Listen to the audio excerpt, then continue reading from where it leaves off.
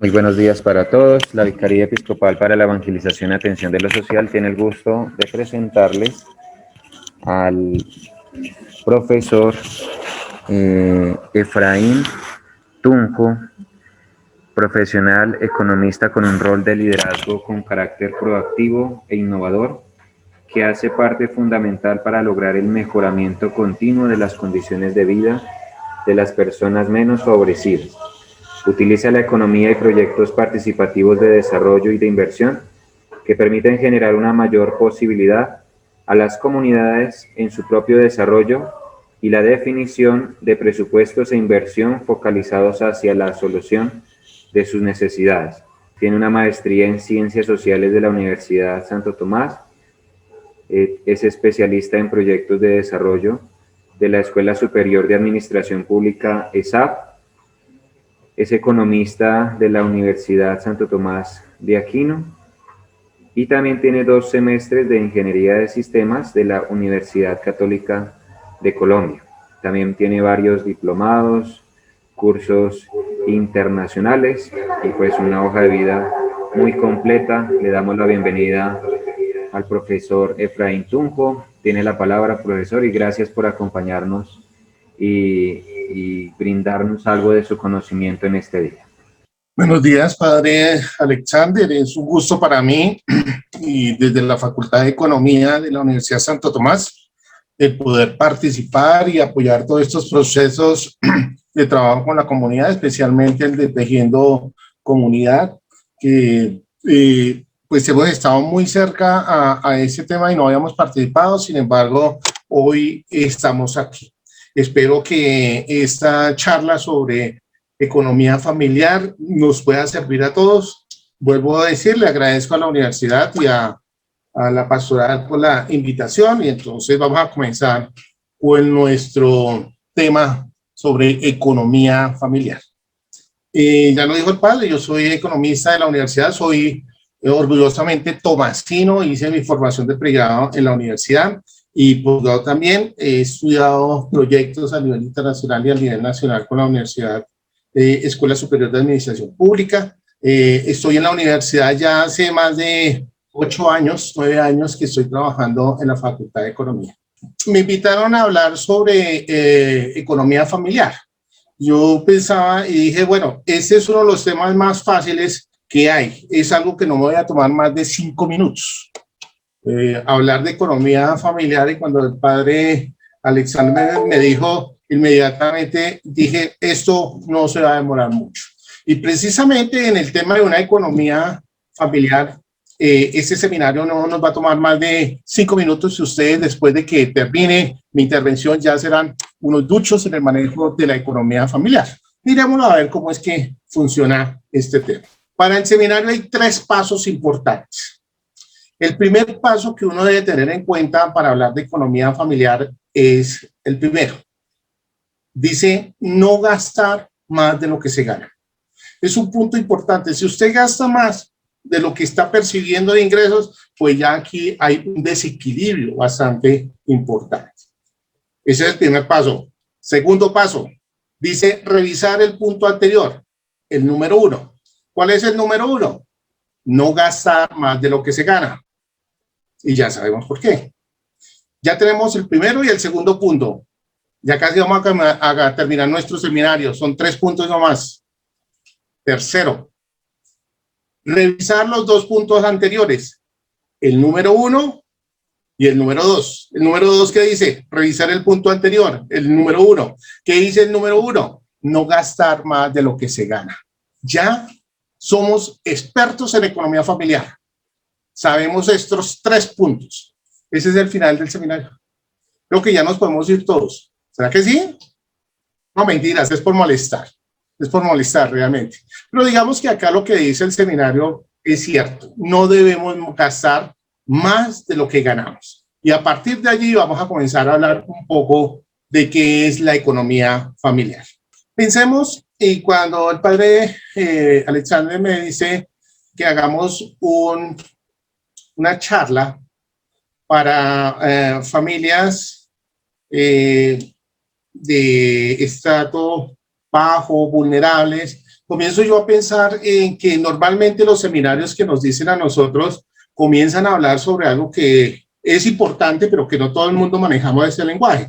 Nos comienzan a decir que el activo, que el pasivo, que el patrimonio, que el activo menos el pasivo me da el patrimonio y por lo tanto usted a partir de allí tiene que hacer toda una serie de análisis financiero, mirar cómo se comportó el balance del año anterior frente al año que viene y eso le permite generar unos comportamientos entre uno y otro año. Pero normalmente nosotros nunca nos han formado para hablar de economía familiar. Así como no nos forman para que nos casemos, para que formemos una familia, tampoco nos capacitan para que tengamos una economía familiar. En ese sentido, entonces, yo pensé lo siguiente. Normalmente conformamos una familia, nos casamos o nos vamos a vivir sin la bendición del Señor y nos montamos en una locomotora. Y esa locomotora, como ustedes lo ven, al principio todo es muy feliz, todos estamos allí, la familia está como tal y comenzamos un recorrido. Ese recorrido, pues obviamente, pues tiene sus altas y sus bajas. Sin embargo, la ruta es bastante larga. Yo quiero que se fijen aquí en esta segunda imagen, en la cual está la locomotora y se ve un riel. Ese riel es el del tren.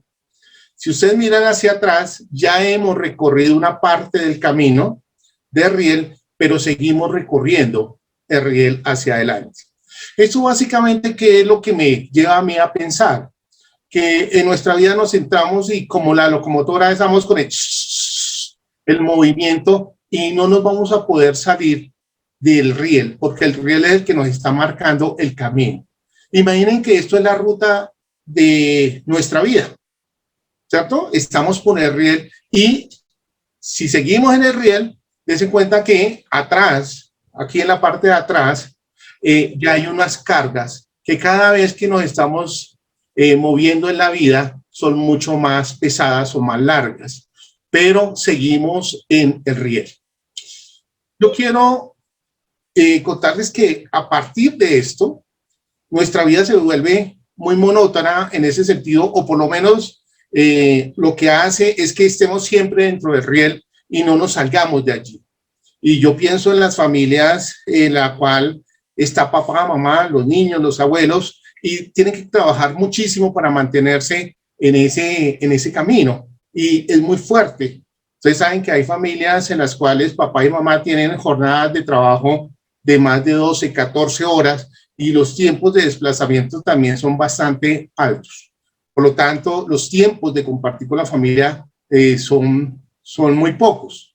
O tenemos familias que son disfuncionales donde solamente está papá o solamente está mamá y el esfuerzo es mucho más difícil y por lo tanto estamos pegados a esa vía del tren que no nos va a dejar salir.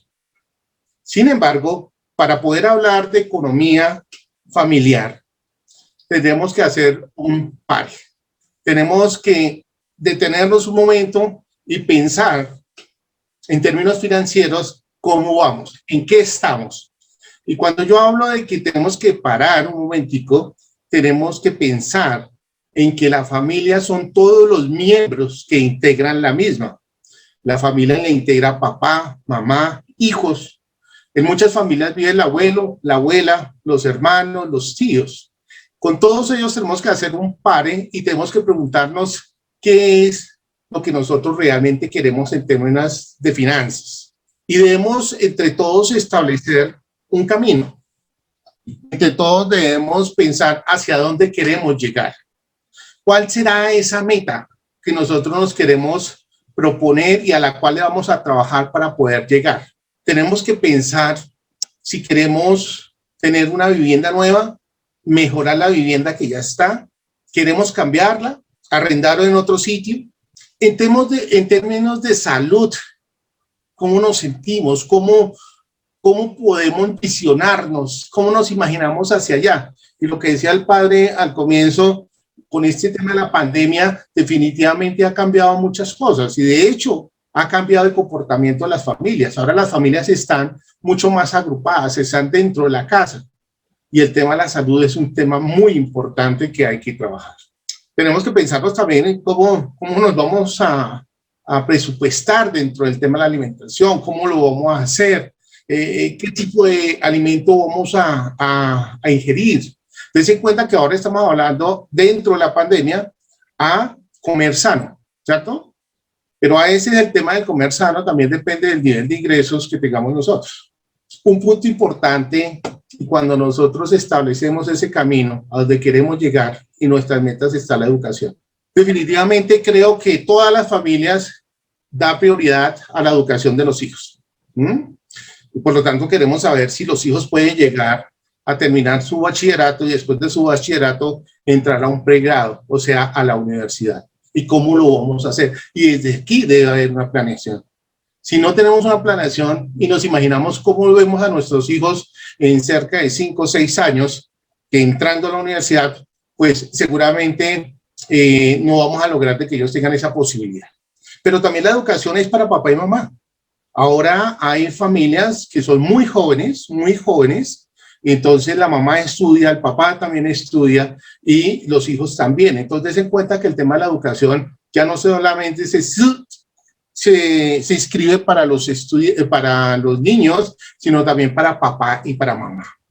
Coloqué acá un tema importante porque pienso, y más en el tema católico que nosotros trabajamos en la universidad, y este trabajo que está haciendo el padre Alexander con toda la comunidad de Tejiendo Comunidad, el tema de religión, de valores, creo que eso es importante. Cómo a la familia le trabajamos esos valores, le inculcamos esa fe y esa religión, esa creencia en Dios, y que definitivamente es la fuerza que nos va a mover a todos para conseguir lo que nosotros queramos, estas metas a las cuales queremos llegar. También podemos pensar, ¿y por qué no? Dentro del tema de la planeación, ¿nos gusta irnos a pasear? Claro que sí, pero tenemos que planearlo, tenemos que visionarlo. ¿Cómo queremos llegar allá? ¿Cuántos de nosotros no queremos tener un carro? O ya lo tenemos y queremos cambiar de carro. Y eso debería estar pensado dentro de lo que nosotros queremos hacer. ¿Por qué no? Una finca. Queremos ir a descansar y queremos nuestra propia finca. Y seguramente habrá muchas más cosas de las que nosotros podríamos comenzar a analizar en ese stop, en ese pare. Y muchos dirán, no, pero es que no tengo la posibilidad. Pero si no hacemos el pare y nos hacemos una reflexión hacia el futuro, ¿cómo llegar allá si nunca hemos hecho esa posibilidad de reflexión? Y en ese sentido, entonces aparece lo que en el día de hoy nos has dicho que trabajemos. ¿Qué es la economía familiar? Entonces, cuando yo hablo de economía familiar, primero tengo que volver a insistir en que la familia es el centro absolutamente de todo. Y por lo tanto, la familia son hijos, hermanos, tíos, abuelos que habitan dentro de esa casa y que forman el núcleo familiar y a la cual tenemos que integrar en todas las decisiones que nosotros queremos, y más en una decisión de una economía familiar. Y lo digo por experiencia propia. Yo nunca había trabajado el tema de una economía familiar hasta que un día nos sentamos en familia y comenzamos a pensar qué queríamos hacia adelante. Y eso nos trajo algo que fue bastante interesante, y es que generamos una cohesión en la familia. Mis hijos sabían qué era y los recursos que contábamos, cómo se conseguían los recursos, hacia dónde queríamos y sobre todo, cuál podría ser el aporte de cada uno de ellos a la construcción de una economía familiar, tratando de conseguir los objetivos que estábamos hablando anteriormente.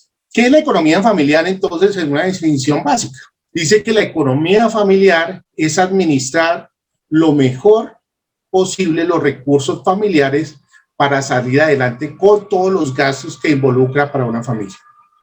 Ojo, acá dice recursos familiares. Por lo tanto, cuando yo estoy hablando de los recursos familiares, no solamente el de papá y el de mamá, el de toda la familia como tal.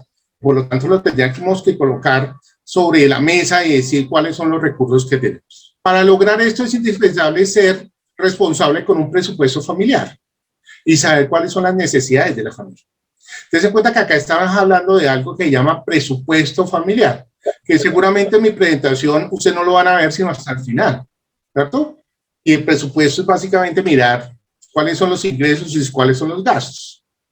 Cuando yo comencé esa charla dije que el primer punto era no gastar más de lo que se gana.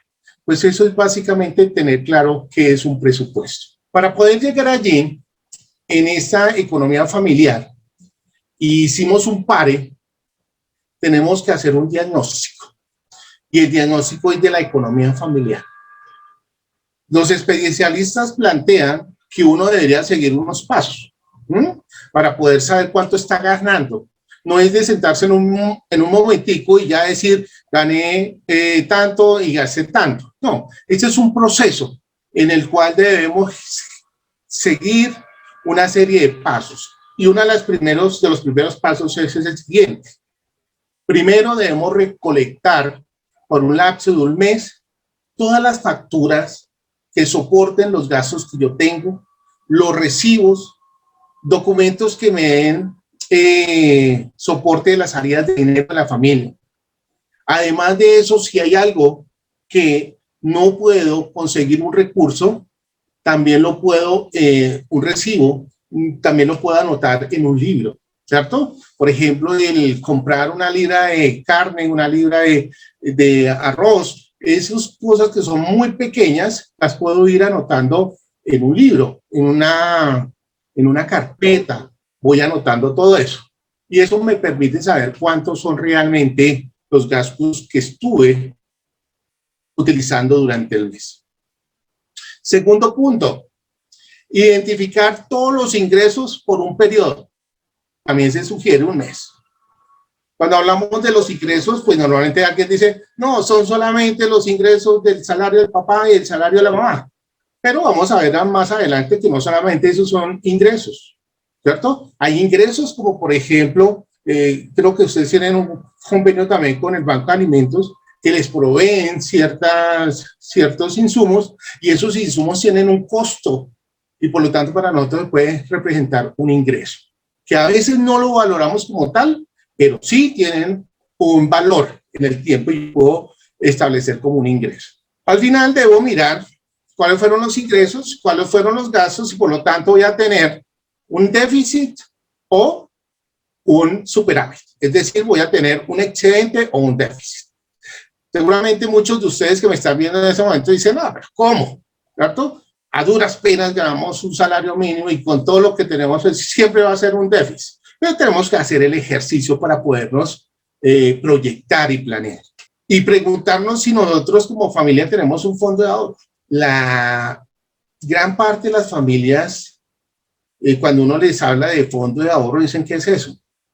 Porque nunca hemos pensado en que debemos tener un fondo que nos permita sacar el dinero que necesitamos en una eventualidad. Y es cierto, el tema del ahorro en Colombia es un problema, porque las familias escasamente tienen para su consumo. Entonces, hablar del ahorro, pero hay que dejarlo acá permanente. Hay especialistas que desde el principio le dicen, no, es que usted tiene que dejar el 5 o el 10% de sus ingresos y eso va para un fondo del ahorro.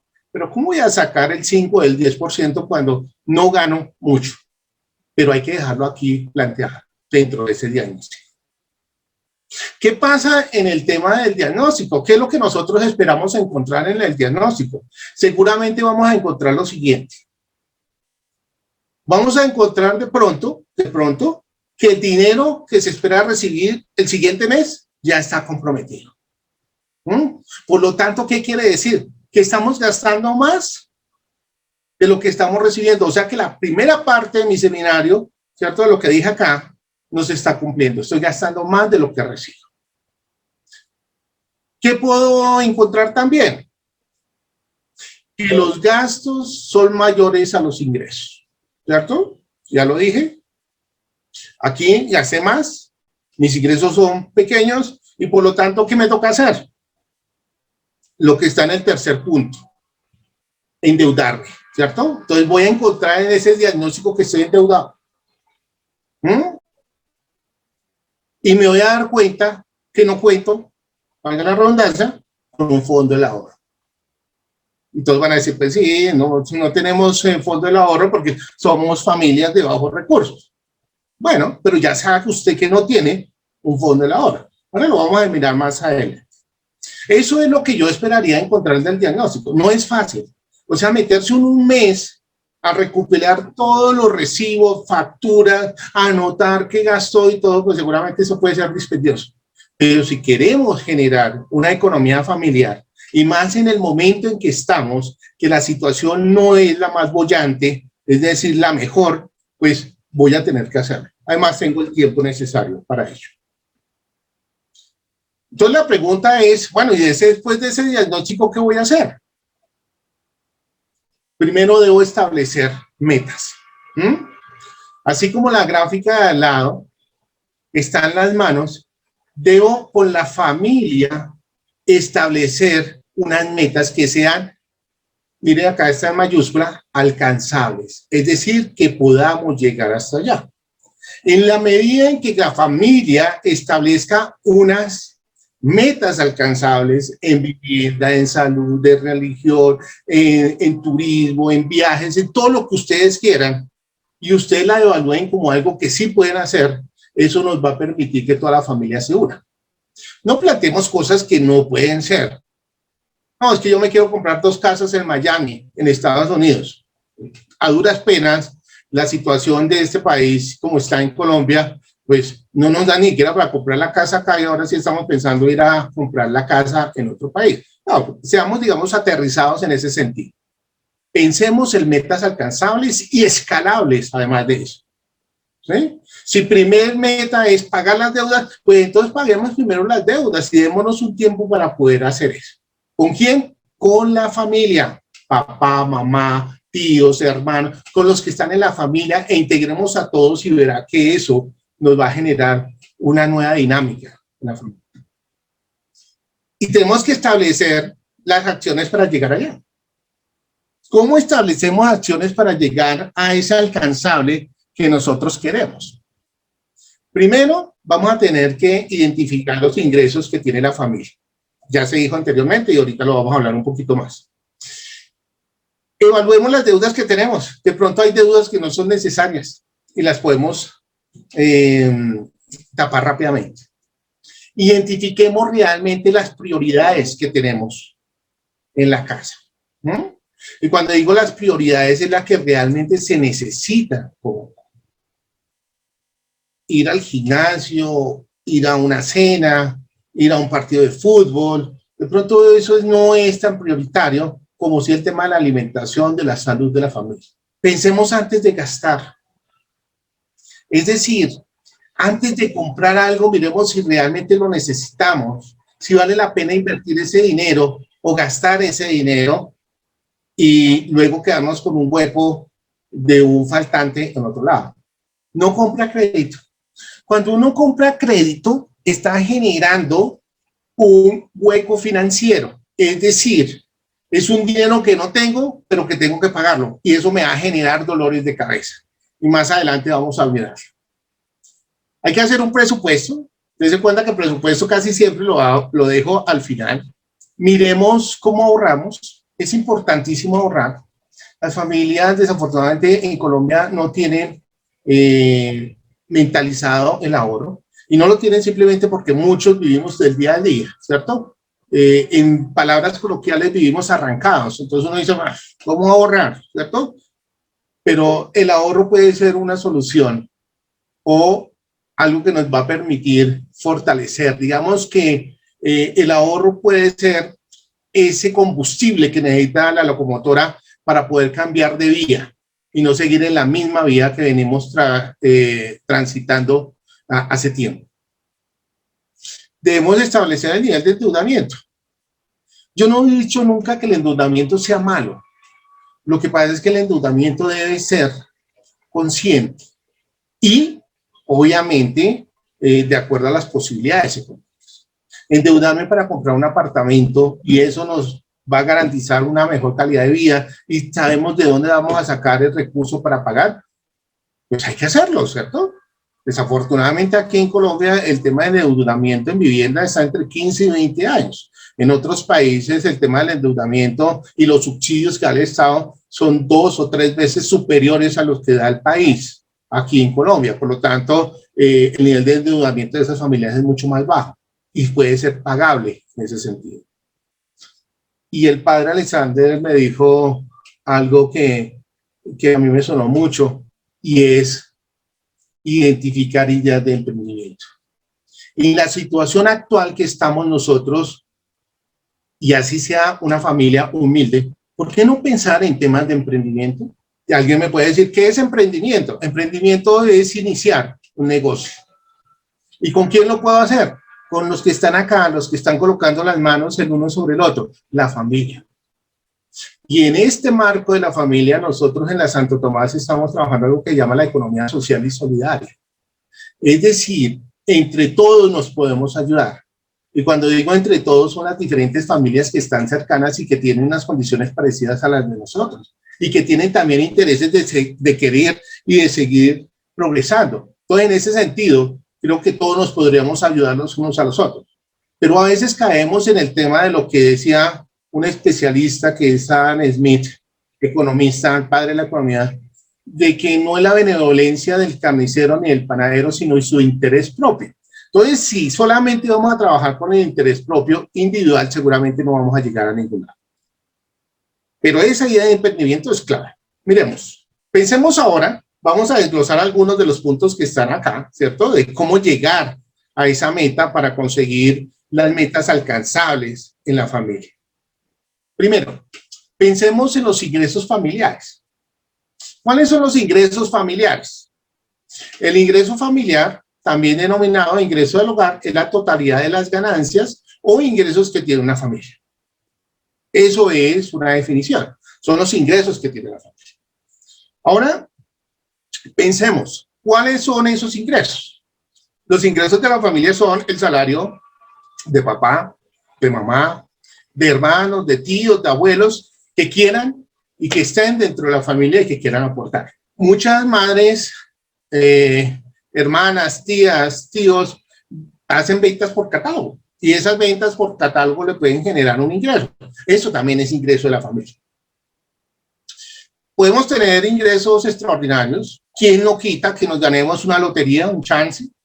O puede haber un trabajo adicional que hicimos y nos ganamos 100, 200, 1,000 pesos, así sean 50,000, pero es un ingreso adicional. ¿Quién quita que nos dejen una herencia y salgamos de donde estamos? Pues sería excelente, ¿no? Bueno, y podemos tener otras opciones, ¿cierto? Ingresos familiares también son las ayudas en especie o dinero que recibimos de otros. A veces nosotros no presupuestamos esas ayudas que nos dan. Y yo creo que acá la iglesia, el trabajo que hace el padre, Banco de Alimentos, la red de Tejiendo Comunidad, a veces aporta en especie o en dinero a las familias. Y a veces nosotros como familia no lo tomamos como un ingreso. Pues resulta que eso es un ingreso. Es un trabajo que han hecho otras personas, ¿cierto? Han buscado los alimentos, han buscado las ayudas y nos las han traído a la familia. Y nosotros a veces las recibimos y a veces ni siquiera las ponderamos en el tema de unos ingresos. En economía social, nosotros ponderamos eso, le damos un valor y lo metemos dentro de la parte de los ingresos familiares. Eso es un punto importante y además eso nos permite en el trabajo que nosotros hacemos de tener una visión diferente y ustedes también lo van a ver diferente y no esperarán simplemente que haya un asistencialismo, sino que todos vamos a trabajar, valoramos mucho más eso y seguramente seguimos fortaleciendo estos programas que se están dando desde universidades, desde parroquias y desde el mismo estado. Algo que es importante y coloqué acá, la tarjeta de crédito no es un ingreso. No, es que yo tengo acá la tarjeta de crédito, entonces hagamos un avance. Eso no es un ingreso, es una deuda. Es una plata que usted le debe a una entidad financiera y a la cual le va a generar un dolor de cabeza bastante alto. Y al generarle ese dolor de cabeza, pues obviamente usted va a tener que comenzar a pagar y no va a ser feliz. Esos son los ingresos familiares. Si me falta alguno, sí. Alguien puede decir, bueno, profe, también este ingreso se puede colocar acá dentro de la familia. Claro que sí. Los niños a veces hacen y venden sus pinturas, lo que hacen en la universidad, ¿cierto? En el colegio de mi hijo hacen una feria estudiantil y ellos hacen algunos cuadros y los venden y les dan esos recursos a los niños, que no es mucho, pero es un ingreso. Y además le ayuda a entender al niño que aporta a la familia. Y lo pueden colocar en la gran bolsa de ingresos familiares. Los gastos familiares. Desde cuenta que al lado derecho acá está un señor con una bolsa que dice endeudamiento. Y en ese sentido nosotros tenemos que plantear cuáles son los gastos de la familia. Digamos que aquí no podemos ser tan tajantes. Nosotros tenemos gastos fijos, gastos variables y gastos que no son esenciales. Los gastos fijos son aquellos que necesitamos pagar mes a mes, ¿cierto? Y que si no los pagamos, pues nos pueden generar un caos en la familia, ¿vale? Hay gastos variables, que son aquellos que debemos hacer, pero su periodicidad y monto pueden variar. Es decir, pueden estar en un vaivén. Ya miramos cuáles son, pueden ser. Y un tercero, que son los gastos no esenciales o discrecionales, que son aquellos que efectuamos, pero no son imprescindibles. Y a veces pasa, ¿no? Uno dice, me voy a dar un gusto. Cuando digo me voy a dar un gusto, es que voy a gastar algo en una actividad o en un bien que realmente pues no vale la pena, pero quiero hacerlo. Ahora, ¿cuáles son los gastos fijos que podríamos tener nosotros en la familia? Y apenas que yo digo gastos fijos, todo el mundo comienza a pensar en su casa y dice, claro, ese es, ¿cierto? Y el primero es la cuota de la vivienda, los que estamos pagando vivienda. Los que no, entonces van pensando inmediatamente en el alquiler. Mes a mes hay que pagar. Los que ya tienen vivienda, pues la hipoteca. O hay alguien que está pagando un seguro del hogar y que eso es todos los meses que hay que pagar. Un gasto fijo, la educación. La gran mayoría de nosotros, pues obviamente tenemos el tema de la educación como elemento importante.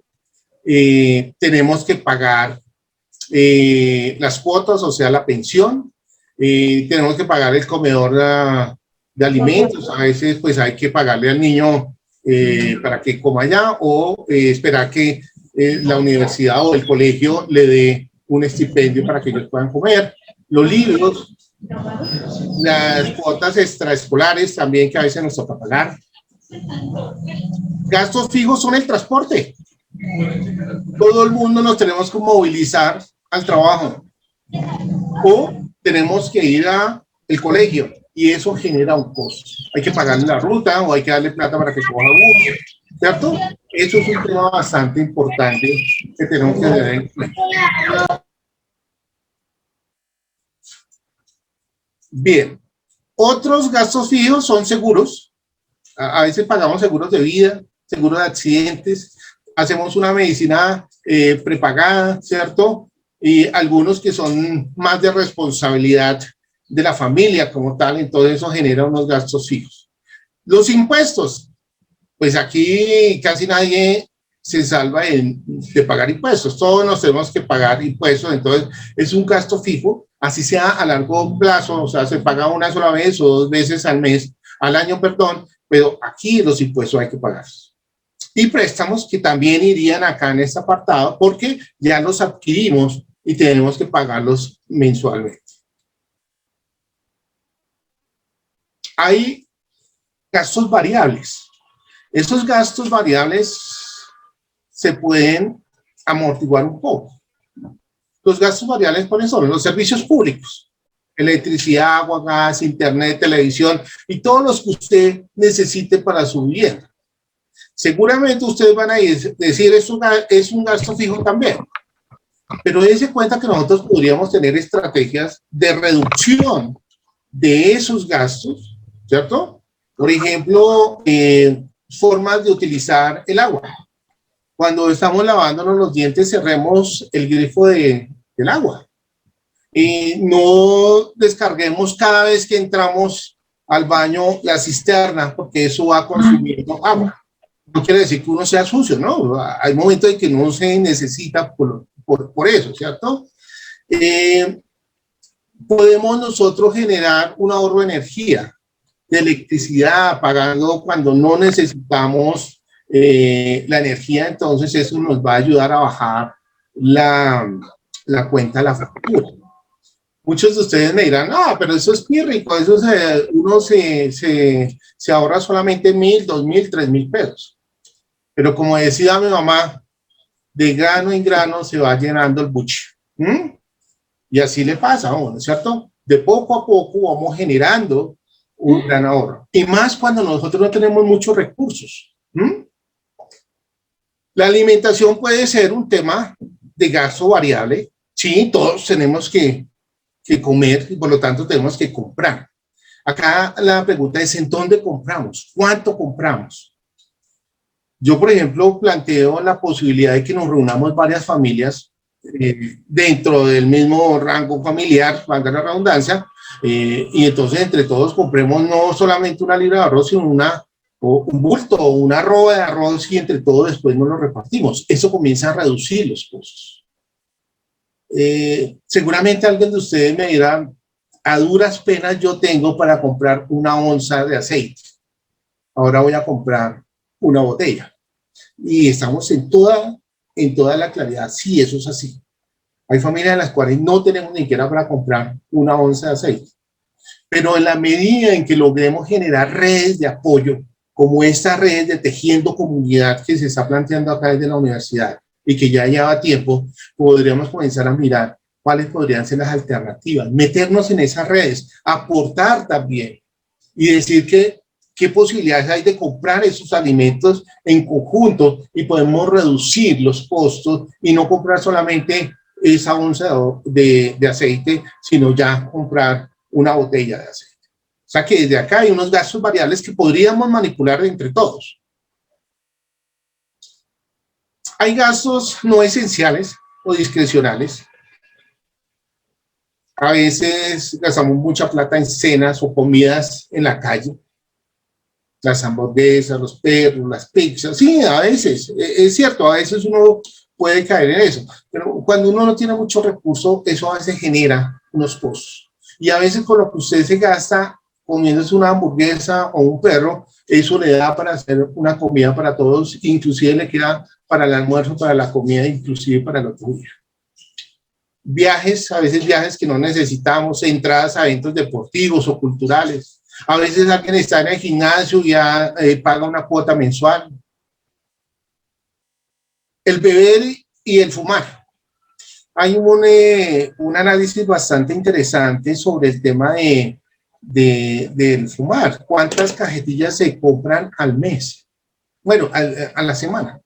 Una cajetilla, no sé, yo no fumo ahora, fumé antes, pero alrededor de 4.500 pesos cuesta una cajetilla de cigarrillos. ¿Qué podemos nosotros comprar con 4.500 pesos? Seguramente 2 bolsas de leche o una bolsa de leche. Y aquí comienzan a hacer y a mirar cuántas cajetillas se compran al mes, cuánto dinero está invirtiendo, y ellos miran en un lapso de 10 años y plantean que con ese dinero se podría haber comprado un electrodoméstico o unos productos que le servirían más a la familia. Pero a veces, pues, nosotros decimos que ese es nuestro gusto, ¿cierto? Y a veces lo justificamos por ese lado. Y el beber, pues, obviamente, también tiene unos costos bastante altos. Tenemos compra de celulares. A veces compramos los celulares más costosos. Yo a veces veo con familias en las cuales las condiciones son bastante precarias, pero tienen el mejor celular, mejor que el mío.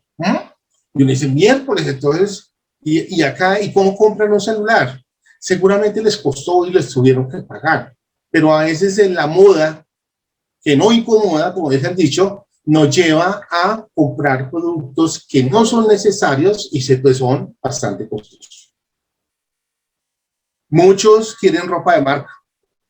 Si no tienen la etiqueta, el etiquete acá que diga que es de marca, eso no nos sirve. Los zapatos que si no tienen la marca, pues tampoco nos sirven. Y resulta que son casos innecesarios. Todos tienen la misma función. Inclusive, en el tema de emprendimiento podríamos nosotros pensar cómo generamos redes para crear ropa, para crear zapatos y venderlo entre nosotros mismos, como ideas, ¿no? En ese sentido. Bien. Hay otro punto importante. Por allá hay un micrófono abierto. Padre, por favor, me dicen cuando estemos cercanos para poder ir cerrando. Perfecto, profe. Un tercer punto es el endeudamiento, ¿vale? Y dense cuenta que yo hablé ingresos y he hablado de gastos. Seguramente ingresos menos gastos me dice si tengo un déficit o tengo un excedente. Pero también hay que hablar de endeudamiento. A veces nos endeudamos con cosas que creemos que es importante. Entonces me interesa más el televisor de 65 pulgadas y no compro el otro que es más pequeño y que me sirve exactamente para lo mismo, ¿cierto? A veces nos metemos en una serie de endeudamientos que no son necesarios. Pero más que hablar del tema del endeudamiento, yo quise traer acá una serie de frases que vienen en este mismo tema, el endeudamiento. Dice, para el hombre honrado, las deudas son una amarga esclavitud. Claro, porque cuando usted es una persona de bien, como todos los que estamos acá, usted quiere pagar lo que debe. Y por lo tanto, día a día está pensando de dónde saca el dinero para poder pagar. Las deudas son como cualquier otra trampa en la que es muy fácil caer, pero no en la que es difícil, muy difícil salir. Claro, yo puedo sacar un crédito rápido, después es cómo salgo de allí. Y si uno mira las tarjetas de crédito o los créditos con altos intereses, que precisamente los altos intereses, dense cuenta que la imagen acá de la derecha está con un porcentaje, que eso es la tasa de interés, y está amarrada a un hombre. Y es que aquí estamos nosotros pagando intereses corrientes e intereses de mora de cualquier cosa. O sea que es una trampa en ese sentido. Santo Tomás de Aquino lo planteaba. Santo Tomás hablaba de que las tasas de interés, cuando son de usura, es decir, cuando son muy altas, esto no lo debe hacer el hombre y lo considera como un pecado, ¿cierto? Y él está en contra de ese tema de las tasas de usura. Pues acá es claro, cuando nosotros sacamos un crédito con el gota a gota, con tasas de interés altas, eso hace que nosotros vivamos pegados a pagar esos intereses. Solo hay dos medios de pagar las deudas: por el trabajo o por el ahorro. Para las personas de bien, esto es la única manera de pagar sus deudas. Sigue trabajando y ahorra. Pero el trabajo no puede convertirse solamente en que yo trabajo para pagar las deudas, porque no, entonces no estamos generando calidad de vida, no estamos generando posibilidades de mejoramiento, ¿cierto? Y por lo tanto no generamos ahorro. Si quieres ser feliz, entonces tienes que pagar. Y acá al lado derecho está un señor mostrando los bolsillos vacíos. ¿Será que ese señor con los bolsillos vacíos es feliz? Pues seguramente no tiene ni cómo pagar el tema de las deudas. Por lo tanto, eso nos va carcomiendo, nos va llevando a una desesperación. Y hay índices de personas que se han suicidado simplemente por las deudas. Acá hay uno que dice, paga lo que debes y sanarás del mal que tienes. Claro, porque es que a veces el endeudarse uno va terminando una deuda e inmediatamente se quiere meter en otra. Eso es un mal, a veces se convierte como, yo lo llamo a veces como una enfermedad, en que siempre tenemos que estar ahí. Y la última, que es la que más todos conocemos: paga lo que debes y sabrás lo que tienes. Y esa nos la dice mi mamá, me la dice mi abuela, me la dice mi tío, todo el mundo. Paga lo que debes y sabrás lo que tienes. Y eso es cierto. ¿Alguien me dice algo? Bien. Para todos, esto que hemos visto en retrospectiva, desde acá, desde el diagnóstico, desde los resultados esperados, desde las metas, desde que identifiquemos los ingresos, los gastos de la familia, cómo los podemos controlar, los niveles de endeudamiento nos van a llevar definitivamente a que tengamos que hacer un presupuesto. Y ese ejercicio inicial que dijimos acá está plasmado. Es una imagen que me robé de Google, en la cual están los ingresos mensuales. Y está el ingreso de mamá, está el ingreso de papá, están las ventas por catálogo, ¿cierto? Y aquí va colocando en ese cuadro, que eso es un tema de un taller ya como tal para trabajar con las familias, en las cuales enseñemos cómo se hace este tema de presupuestos, pues entonces plantean cuál era el ingreso previsto y cuál fue el ingreso real que tuvo. Y acá lo mismo, todos los gastos que hemos hablado, y dense cuenta que acá está el alquiler del departamento, la electricidad, gas, el teléfono, las tarjetas de crédito, todo lo que usted ha gastado, ¿cierto? ¿Cuál fue lo que usted planteó inicialmente? ¿Cuál fue lo que realmente utilizó? ¿Y cuál es la diferencia? ¿Si gastó más o menos? Y eso a la postre, acá en la parte de arriba, lo que nos va a mostrar son un resumen de ingresos y de gastos. Acá nos va a mostrar el total de ingresos que tuvo en el mes y los gastos que tuvo. Y la diferencia va a ser un ahorro, ¿cierto? O un excedente, si quieren ustedes en ese sentido. Y al lado derecho hay una gráfica que es mucho más diciente. Una gráfica en la cual nos muestra cuáles son los ingresos y cuáles son los gastos. El problema es cuando esta parte de los gastos está por encima de los ingresos. Ahí quiere decir que gastamos más de lo que nosotros tuvimos como ingreso. Y aquí se comienzan a presentar los diferentes problemas. Ese presupuesto nominal lo mostramos, pero hay que trabajarlo.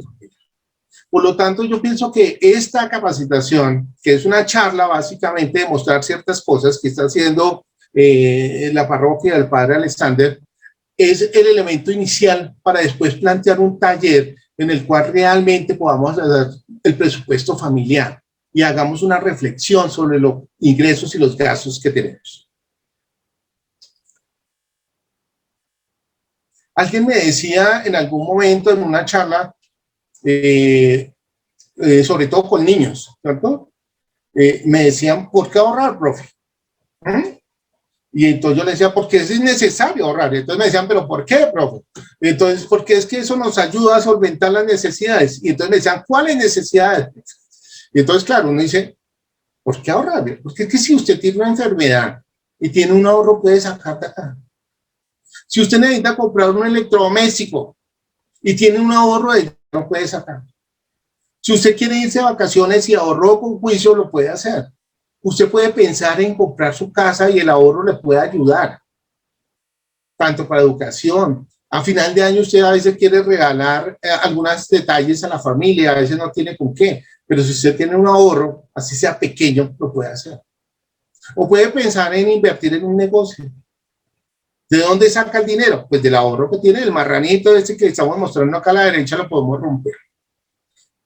Puedo generar mejoras en la vivienda. Y yo lo digo en caso propio. Yo llegué este año, en enero, había estado de viaje y resulta que acá se rompió los tubos del agua y me tocó romper media caja. Y a veces uno no tiene de dónde sacar el dinero. Pues, ¿qué tocó hacer? Endeudarse. Pero eso es cosas que no se deberían hacer. Y entonces usted me va a decir, si el profesor no lo hace, ¿cierto? No, yo lo que estoy mostrando es que efectivamente hay cosas que uno no tiene en cuenta, pero sucede. Inclusive para el tema funeral, desafortunadamente hay un tema que hay que pensar, ¿cierto? Y a veces nosotros no tenemos ni siquiera los recursos para llevar una persona que ha fallecido al cementerio, ¿cierto? Entonces desde aquí tendríamos que pensar todo eso. Por eso es importante el tema del ahorrar. Y ese es el último punto que yo planteé. Y vuelvo a repetir lo que hablamos con el padre Alexander, y es el tema del emprendimiento familiar. Yo trabajo en tema de emprendimiento, hago unas evaluaciones a nivel internacional de proyectos de emprendimiento, pero cuando pienso realmente en las comunidades que son menos favorecidas, y uno dice el día a día, esa mujer que es sola, tiene 3 hijos, se levanta a las 6 de la mañana o a las 5 de la mañana y llega hasta las 8, 10 de la noche, ¿en qué momento podemos pensar en ideas de emprendimiento? Papá y mamá que tienen ese ese trabajo también que los carcome día a día y que están dentro de la locomotora y que están en el riel que planteé desde el comienzo y que no se pueden salir de allí porque si no van a trabajar pierden el trabajo y eso comienza a ser algo complicado. ¿En qué momento podemos hacer emprendimiento familiar? Yo desde aquí y pensando en eso y dentro del marco de una economía social y solidaria, pensaba lo siguiente: lo primero que debemos nosotros hacer acá es identificar una posible idea de negocio, pero identifiquemos como está acá en la imagen, en equipo, como familia, mirar una oportunidad como familia, ¿cierto? No, pero es que solamente la señora es la que trabaja allá y tiene 3 niños. Bueno, tenemos que generar redes, ¿no? Y eso es un poco lo que estamos haciendo, tejiendo comunidad. Entonces, a través de tejerla esa comunidad y que nos involucremos a todos, y acá es como dice la pinirola, que votamos todos allá, todos ponen, todos recogen. Y eso es la economía social. Todos ponemos, todos tenemos las mismas condiciones, todos tenemos el mismo aporte, pero todos podemos votar también. Y acá no hay una condición de que alguien tiene más capital que otro, sino todos podemos elegir. Y entonces desde allí podemos identificar una posible idea de negocio. Ahorita hablando de la exposición, yo les decía el tema de los zapatos, de la ropa. Se puede hacer, de hecho, inclusive acá en un centro de proyección social, el que queda en Usme, allí se montó un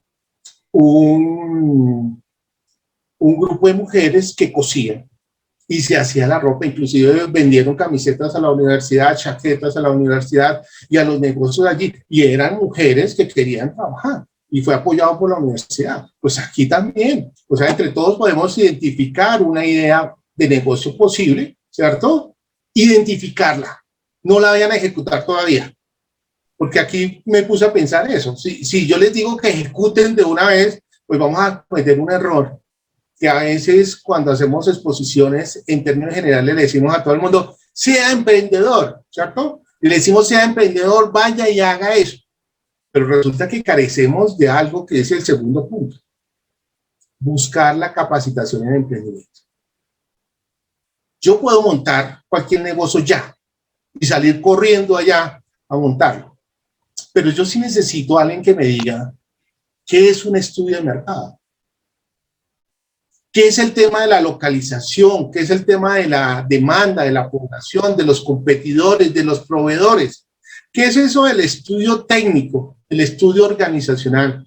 Y sobre todo, ¿cómo evalúo si mi negocio va a ser rentable o no va a ser rentable a través de indicadores financieros? Y eso, aquí en la universidad tenemos una carrera, una materia que se llama proyectos, identificación, formulación y evaluación de proyectos. ¿Y qué hacemos al final? Evaluamos si la idea del proyecto es viable o no es viable. Y si no es viable, pues no lo hacemos. ¿Para qué nos metemos en algo que no nos va a generar rentabilidad? Siempre y cuando hayamos hecho bien el resultado. Por lo tanto, yo en este segundo punto me puse a pensar, pues hay que buscar una capacitación de emprendimiento. Somos familias de bajos recursos. O podemos ser de recursos adecuados. Queremos nosotros capacitarnos en cómo se hace un proyecto. Yo creo que aquí podríamos, padre Alexander, mirar esa capacitación. De hecho, la universidad tiene capacitaciones en ese sentido y podríamos ayudar, digamos, en ese tema de emprendimiento. Además, hay que involucrar a la familia. Los negocios en los cuales solamente está en cabeza de papá, mamá, sí, a veces resultan, pero es importante ahora involucrar a la familia. En el tema de la pandemia, vuelvo a repetir, todos estamos encerrados.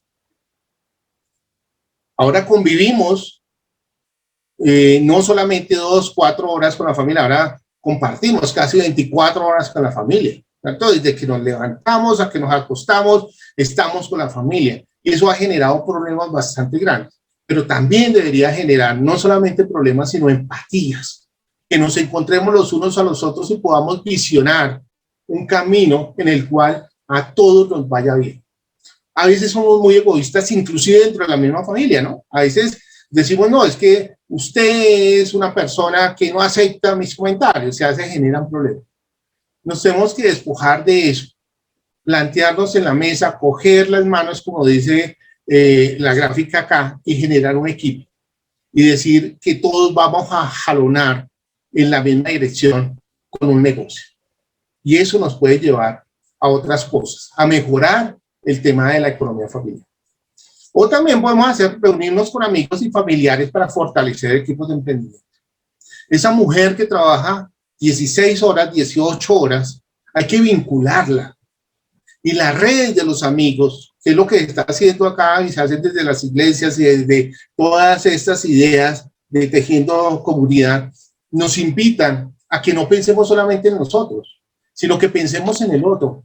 Si alguien conoce a esa mujer o ese hombre que todos los días se va muy temprano y llega muy tarde, invitémoslo por lo menos en el día que tiene descanso, porque tendrá un día de descanso, e involucrémoslo y tratemos de conocernos más, y a partir de allí plantear ideas que nos sirvan para fortalecer ideas de emprendimiento y ponerlas a funcionar.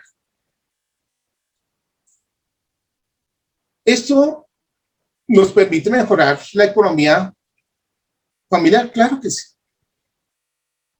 Pero bueno, yo esperaba que ustedes me dijeran acá, no, es que la receta para mejorar la economía familiar es esta y es la otra. No, la idea de la economía familiar es darnos cuenta realmente cuáles son los ingresos, cuáles son los gastos, cuál es la forma de ahorrar, cuál es la forma de generar emprendimiento y a partir de allí, en la familia, comenzar a construir nuevas metas que poco a poco deben ser evaluadas y sobre todo que logren ser alcanzadas. Y eso nos permitirá mejorar la economía familiar.